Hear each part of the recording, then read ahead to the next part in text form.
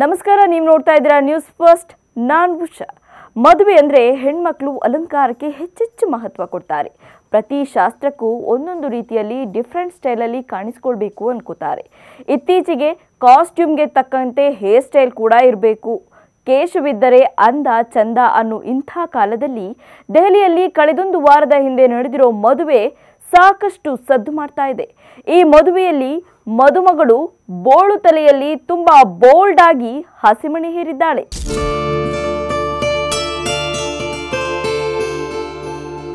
ಈಕೆ digital creator ನಿಹಾರಾ Sachdeva. ಅಲೋಪೇಸಿಯಾ ಏರಿಯಾಟ ಸಮಸ್ಯೆಯಿಂದ ಬಳಲ್ತಿರೋ ನಿಹಾರಾ ತಲೆಯಲ್ಲಿ ಕೂದಲೇ ಇಲ್ಲದೆ ಜೀವನ ಸಾಗಿಸುತ್ತಿದ್ದಾರೆ. ಅಲೋಪೇಸಿಯಾ ಏರಿಯಾಟ ಅನ್ನೋದು ಕೂದಲು ಉದುರುವ ಒಂದು ರೀತಿಯ ಕಾಯಿಲೆ.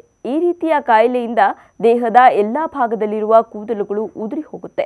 ಈಕೆಗೂ ಹಾಗೇ ಆಗಿದೆ.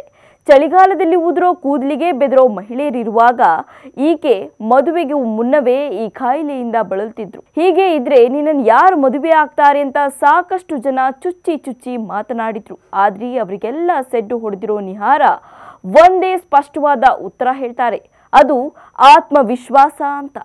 ತುಂಬಾ ಚಿಕ್ಕ ವಯಸ್ಸಿನಲ್ಲೇ ತಮ್ಮ ತಲೆ ಕೂದಲನ್ನ ಕಳೆದುಕೊಂಡ ನಿಹಾರಾ ಆರಂಭದಲ್ಲಿ ವಿಗ್ ಬಳಸ್ತಿದ್ರಂತೆ.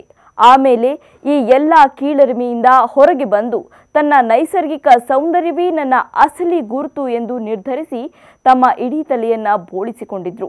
ಅವರ ಮದುವೆಯ ದಿನದಂದು ಕೂಡ ಅವರು ವಿಗ್ ಧರಿಸದೆ ಬೋಳು ತಲೆಯಲ್ಲೇ ಮದುವೆಯಾಗಿದ್ದಾರೆ. ಅವರ ಬೋಳು ತಲೆಯ ಬಗ್ಗೆ ಮಾತನಾಡಿದವರನ್ನೆಲ್ಲರೂ ಮದುವೆಗೆ ಕರೆದಿದ್ದಾರೆ ಅಂತಾನು ಹೇಳಲಾಗ್ತಾ ಇದೆ. ಈ ಮೂಲಕ ಸೌಂದರ್ಯ ಅನ್ನೋದು ಕೇವಲ ಬಾಹ್ಯ ಸೌಂದರ್ಯದಲ್ಲಿ ಅಲ್ಲ, ಅದು ಆತ್ಮವಿಶ್ವಾಸದಲ್ಲಿ ಅಡಗಿದೆ ಅನ್ನೋದನ್ನ ಪರೋಕ್ಷವಾಗಿ ಹೇಳಿದ್ದಾರೆ. ಇನ್ನು ನಿಹಾರಾರನ್ನ ಮದುವೆಯಾದ ವರ ಅರುಣ್ ವಿ ಗಣಪತಿ ಅವರನ್ನು ಎಲ್ಲರೂ ಕೊಂಡಾಡ್ತಿದ್ದಾರೆ.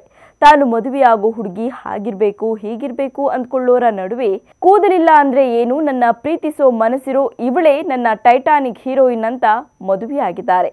ಈ ದಂಪತಿಗೆ ಎಲ್ಲೆಡೆ ಪ್ರಶಂಸೆಗಳ ಮಹಾಪೂರವೇ ಹರಿದು ಬರ್ತಾ ಇದೆ. ಕ್ಷಣ ಕ್ಷಣದ ಮಾಹಿತಿಗಾಗಿ ನೋಡ್ತಾ ಇರಿ ನ್ಯೂಸ್ ಫಸ್ಟ್. ನಿರ್ಭೀತಿಯಿಂದ ನಿಮ್ಮ ಪರವಾಗಿ.